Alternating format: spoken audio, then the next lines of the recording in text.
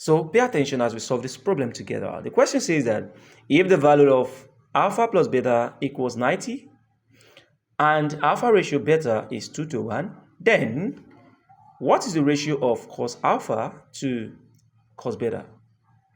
First of all, we need to actually consider the given equations here for us to present what we need to actually solve this problem. Now, the first one is alpha plus beta equals 90 degrees. We can call this equation 1.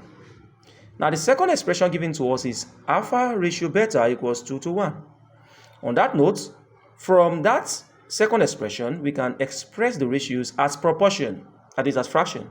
On that note, we have alpha over beta equals to 2 over 1. On that note, we can decide to make any of these expressions, alpha or beta, the subject of formula. So here, I decided to make alpha subject of formula. Doing so, it means we cross multiply. Cross multiplying, we have alpha times 1 equals alpha, then beta times 2 equals 2 beta. So we can say alpha equals 2 beta equals our equation 2.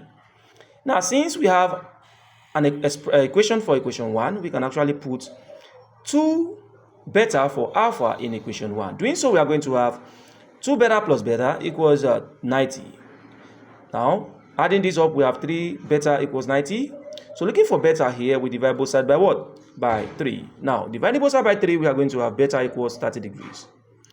But then, we are asked to obtain the ratio of cos alpha to cos beta. Now, we have gotten what beta is. It is imperative that we also get what alpha is. So doing so, we are going to recall equation 2, which is alpha equals 2 beta. Now, putting 30 for beta in equation 2, we are going to have alpha equals 2 parentheses 30. Now, 2 times 30 gives us 60 degrees, which means alpha is 60 degrees and beta is what?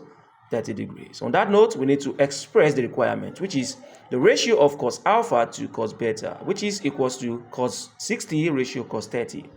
Now, without using your calculator, you can actually calculate this using your fingers. Now, look at my hand. This is your little finger, which is 0 degrees.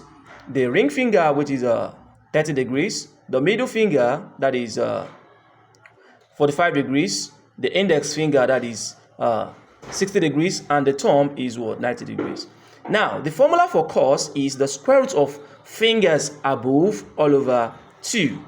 Now, if I bend 60 to myself, this is 60. If I bend 60 to myself, how many fingers do you have above that? That is your thumb alone. That is 1, right? That means we have square root of 1 over 2. On that note, square root of 1 is 1. Therefore, cos 60 is what? 1 over 2. On the other hand, cos 30, look at my finger. This is 0, this is 30. Bend 30 to yourself.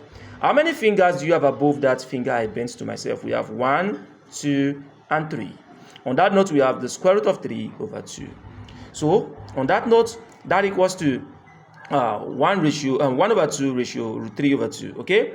Equals to 1, like expressing that as proportion, we have 1 over 2 divided by root 3 over 2. On that note, replacing this division sign with a multiplication sign, we are going to have cos alpha ratio cos beta to be equals to 1 over 2 times 2 over root 3.